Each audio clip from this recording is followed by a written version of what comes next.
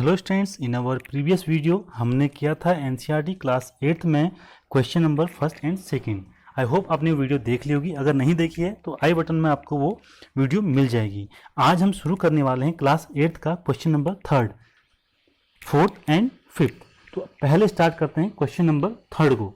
इस क्वेश्चन में देखिए क्या दिया है आपको, वेरीफाई दैट मीन सत्यापित कीजिए minus bracket minus x equal to x for first part आपको दिया है for x equal to 11/15 and x equal to -13/17। तो पहले इस वाले पार्ट को सॉल्व करके देख लेते हैं।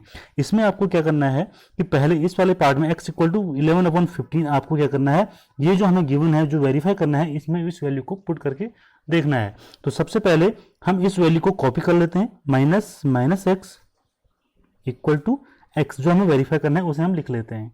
उसके बाद क्या करते हैं, माइनस जहां पर x हमें दिख रहा है वहां पे x की वैल्यू को पुट करके देखते हैं। तो x की वैल्यू हमें पुट क्या करनी है, 11/15।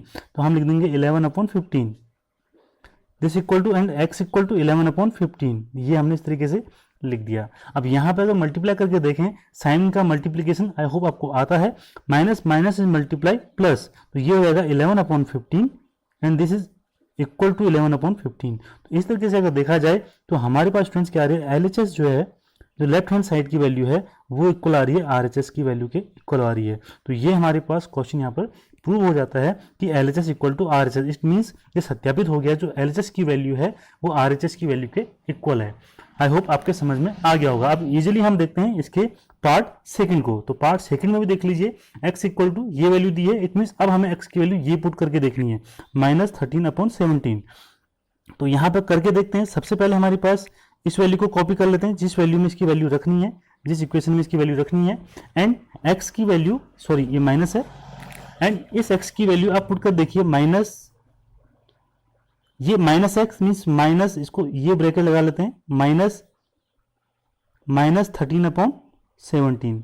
इस तरीके से हमने ये ब्रैकेट इसमें लगा दिया, equal to x equal to -13/17 यहाँ पर पुट करना था। तो यहाँ पर सबसे पहले इस वाले साइन को रहने देते हैं, पहले इस वाले ब्रैकेट को ओपन करते हैं, छोटे वाले ब्रैकेट को। तो यहाँ पर वैल्यू देखते हैं, तो ये माइनस माइनस पॉजिटिव हो जाएगा एंड हमारे पास वैल्यू आने वाली है minus minus is positive plus 13/17। यहाँ पे वैल्यू आ गई है और राइट हैंड पे हमारे पास वैल्यू पहले से ही है -13/17।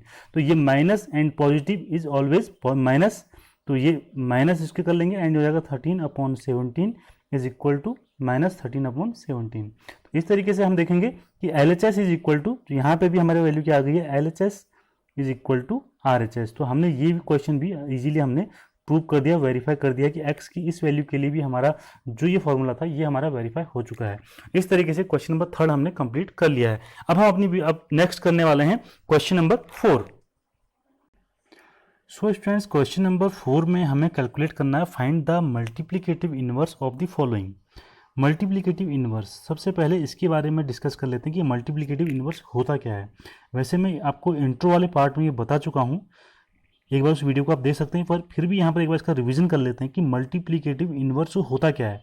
मल्टीप्लिकेटिव इनवर्स देखो नाम से ही पता चल रहा है, मल्टीप्लिकेटिव, इसको हिंदी में बोलते हैं गुणात्मक, एंड इनवर्स मीन्स होता है प्रतिलोम, मतलब उल्टा। उल्टा किसका उल्टा, किसी भी रेशनल नंबर्स में हमारे पास एक फ्रैक्शन होता है जिसमें न्यूमरेटर और डिनोमिनेटर हमारे होते हैं। तो इनवर्स मीन्स होता है कि हमने न्यूमरेटर को डिनोमिनेटर बना देना है एंड डिनोमिनेटर को न्यूमरेटर बना देना है, उसे बुलाता है इनवर्स। जैसे अगर मैं बात करूं, एक एग्जांपल से समझ लेते हैं, क्वेश्चन बाद में करेंगे, पहले एग्जांपल समझते हैं कि 2/3 इज अ रेशनल नंबर। इसके अगर इनवर्स की बात अगर हम करें तो इनवर्स इसका क्या हो जाएगा, इसका जो इनवर्स होगा वो होगा 3/2। मीन्स हमने क्या कर दिया, डिनोमिनेटर को न्यूमरेटर बना दिया एंड न्यूमरेटर को डिनोमिनेटर बना दिया। तो ये बोला आता है किसी भी नंबर्स का अगर हमें इनवर्स से कैलकुलेट करना होता है तो हम इस तरीके से करते हैं। अब मल्टीप्लिकेटिव इनवर्स से क्या होता है, गुणात्मक प्रतिलोम। तो हमें क्या करना है, जो नंबर हमें गिवन है उसको एक ऐसे नंबर से मल्टीप्लाई करना है कि उसका रिजल्ट 1 आ जाए हमारे पास। जैसे ये 2/3 है, तो 2/3 का जो मल्टीप्लिकेटिव इनवर्स है वो 3/2 है। जब मैं इसे 3/2 से मल्टीप्लाई करूंगा तो 3 कैंसिल आउट हो जाएगा एंड 2 कैंसिल आउट हो जाएगा और वैल्यू हमारे पास आने वाली है 1। तो ये 2/3 का जो मल्टीप्लिकेटिव इनवर्स होगा वो 3/2 होगा। ऐसे अगर 5 है हमारे पास, 5 में थोड़ा सा आपको कंफ्यूजन होगा, बट 5 को हम क्या लिखते हैं, जब मैंने आपको रेशनल नंबर बताया था इसे मैं लिख सकता हूँ 5/1। मीन्स 5/1 को लिख सकते हैं, तो इसका जो मल्टीप्लिकेटिव इनवर्स होगा मीन्स ये इसका इनवर्स होगा वो हो जाएगा 1/5, क्योंकि यहाँ पर डिनोमिनेटर हमारे पास 1 था, इसे हमने न्यूमरेटर बना दिया, न्यूमरेटर को हमने क्या बना दिया, डिनोमिनेटर बना दिया। आई होप अब आपको कोई भी प्रॉब्लम इस क्वेश्चन को करने में नहीं आने वाली है। जैसे आपके क्वेश्चन दिया हुआ है कि हमको मल्टीप्लिकेटिव इनवर्स कैलकुलेट करना है -13 का, इट मीन्स 13 के डिनोमिनेटर में 1 है, ठीक है, माइनस साइन से कोई भी प्रॉब्लम नहीं होने वाली है। तो इसका जो मल्टीप्लिकेटिव इनवर्स हो जाएगा वो क्या हो जाएगा, इसको इनवर्स मीन्स इसका हमने डिनोमिनेटर को न्यूमरेटर बना देंगे, 1/-13, तो 13 बाद में जो साइन है वो ऊपर आ जाता है हमारे पास, तो ये इसका जो होगा मल्टीप्लिकेटिव इनवर्स हो जाएगा -1/13। अब इन दोनों नंबर्स को मल्टीप्लाई करके देख लीजिए, आपकी वैल्यू क्या आएगी, 1 आएगी, रिजल्ट आपका 1 आएगा। ऐसा ही आपके पास सेकेंड पार्ट है, सेकेंड पार्ट में हमें गिवन है कि -13/19, तो इसका जो मल्टीप्लिकेटिव इनवर्स होने वाला है वो क्या होगा, -13/19। अब आपको कोई प्रॉब्लम नहीं है, आप डिनोमिनेटर को न्यूमरेटर बना दीजिए, मीन्स 19 क्या हो जाएगा हमारे पास ऊपर, साइन को आप ऊपर ही बना के रखिए, माइनस और ये 13 हमारे पास आ जाएगा। इस तरीके से ये इसका मल्टीप्लिकेटिव इनवर्स बन गया, बहुत ईजी है। ऐसे ही देखते हैं मल्टीप्लिकेटिव इनवर्स ऑफ 1/5, तो ये अब आपको इजीली बन गया, ये हो जाएगा 5/1, इसको हम क्या ले सकते हैं 5। अब 1/5 और 5 को मल्टीप्लाई करके देख लीजिए, आपका जो रिजल्ट आएगा 1 आएगा, तो ये मल्टीप्लिकेटिव इनवर्स कहलाता है। अब इस वाले क्वेश्चन में आपको कैसे करना है, इस वाले में मल्टीप्लिकेटिव इनवर्स में पहले आप इस नंबर का बना लीजिए, देन आप इसका बना लीजिए। तो इस नंबर का क्या हो जाएगा, -8/5 मल्टीप्लाई -7/3, तो ये इसका मल्टीप्लिकेटिव इनवर्स बन जाएगा। आप इसी नंबर से इसको मल्टीप्लाई किया जाएगा, इस नंबर इन नंबर्स को आप इससे मल्टीप्लाई करके देखिए, आपका आंसर क्या आएगा, 1 आएगा। सेम यहाँ है, इसको 1/1 -1/1 लिख सकते हैं हम, तो यहाँ इसका मल्टीप्लिकेटिव इनवर्स क्या हो जाएगा, -1/1 मल्टीप्लाई -5/2। साइन को आप ऐसे ही रख लीजिए ऊपर, बट आपको क्या करना है, नंबर्स का इंटरचेंज करना है, न्यूमरेटर को डिनोमिनेटर बनाना है, डिनोमिनेटर को न्यूमरेटर बनाना है। इसी तरीके से -1 का अगर आप बनाएंगे तो -1/1, okay, and the multiplicative inverse क्या हो जाएगा, मल्टीप्लिकेटिव इनवर्स इक्वल टू -1/1, तो ये आपका सेम आंसर आ जाएगा। तो इस तरीके से आपको क्वेश्चन नंबर 4 को करना है। तो आई होप आपके समझ में अच्छे से आ गया होगा। अब हम करते हैं क्वेश्चन नंबर 5। सो स्टूडेंट्स, ये है question number 5, name the property under multiplication. हमने इस प्रॉपर्टी के नाम देने हैं, अंडर मल्टीप्लिकेशन में कौन सी आइडेंटिटी हम इसमें यूज कर रहे हैं। तो इसे करने का बहुत ईजी मेथड हमारे पास है। हम क्या करते हैं, सपोज इस नंबर को, फर्स्ट पार्ट इसका लेके चल रहे हैं, इस नंबर को -4/5, देखिए यहाँ भी दिख रहा है -4/5, यहाँ दिख रहा है, और जो रिजल्ट वैल्यू आ रही है यहाँ भी -4/5 दिख रहा है।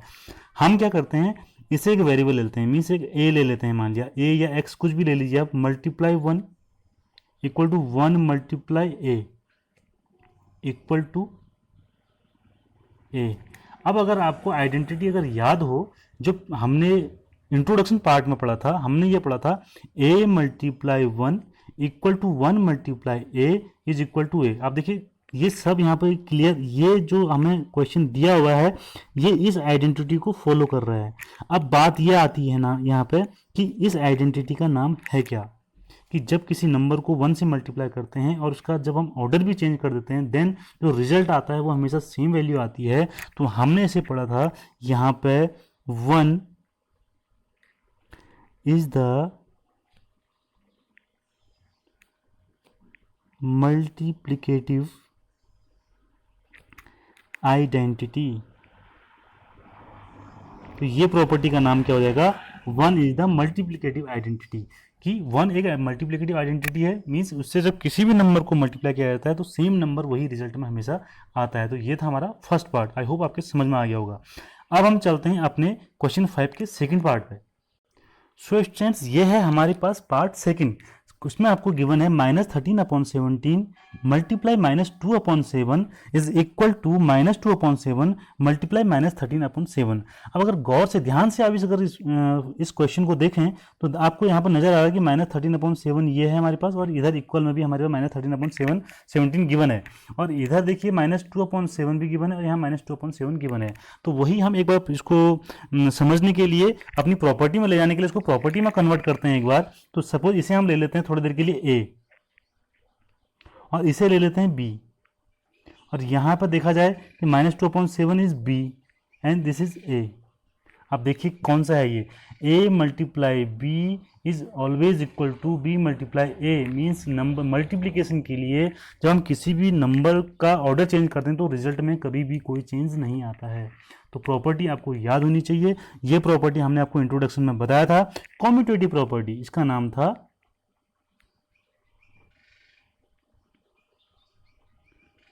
Commutative property. ये था कॉम्यूटेटिव प्रॉपर्टी। तो ये इस क्वेश्चन का आंसर होगा कॉम्यूटेटिव प्रॉपर्टी। आई होप आपके समझ में आया होगा। अब चलते हैं इसके पार्ट थर्ड पे। So students, part third is -19/29 is multiply by 29/-19, this equal to 1। अब सबसे पहले डिस्कस करते हैं इस प्रॉपर्टी के बारे में। इस प्रॉपर्टी को अगर देखा जाए तो -19/29 मीन्स इसको ले लेते हैं a/b मल्टीप्लाई, देखिए इसने न्यूमरेटर एंड डिनोमिनेटर को चेंज किया। देखिए न्यूमरेटर यहाँ डिनोमिनेटर बन चुका है ना, ये देखिए denominator is numerator and numerator is denominator. It means ये क्या, इसने इसका इन्वर्स कैलकुलेट किया है। क्या किया है, इन्वर्स b/a। तो हमेशा इसकी वैल्यू क्या आती है, 1 आती है। अभी प्रीवियस क्वेश्चन में हम इसको डिस्कस भी कर चुके हैं कि when a/b multiply b/a equal to 1, it means ये कौन सी प्रॉपर्टी होती है, ये है मल्टीप्लिकेटिव इन्वर्स आइडेंटिटी। तो इस क्वेश्चन के लिए क्लियर हो गया कि हमने कौन सी प्रॉपर्टी यूज की है, मल्टीप्लिकेटिव इन्वर्स आइडेंटिटी। तो इस तरीके से हमारी ये क्वेश्चन नंबर 5 भी हमारा कंप्लीट हो चुका है। So student, question number 6 is multiply 6/13 by the reciprocal of -7/16। 6/13 को हमने मल्टीप्लाई करना है रेसिप्रोकल ऑफ -7/16 से। तो पहला स्टेप हमारा क्या होगा, हम कैलकुलेट करेंगे रेसिप्रोकल ऑफ -7/16। तो हम यहाँ पर लिख लेते हैं कि रेसिप्रोकल ऑफ -7/16। अब reciprocal means reciprocal and inverse are same, ये दोनों चीज़ें सेम है कि रेसिप्रोकल और इनवर्स सेम है। तो इनवर्स कैलकुलेट करना मैंने आपको बताया था। हम क्या करते हैं, डिनोमिनेटर को न्यूमरेटर बनाते हैं, न्यूमरेटर को डिनोमिनेटर बनाते हैं, हर को अंश और अंश को हर। तो यहाँ पे हमारे पास आंसर आएगा, इसका रेसिप्रोकल हो जाएगा ये। माइनस आप ऊपर भी ले सकते हैं, कोई दिक्कत नहीं होने वाली है।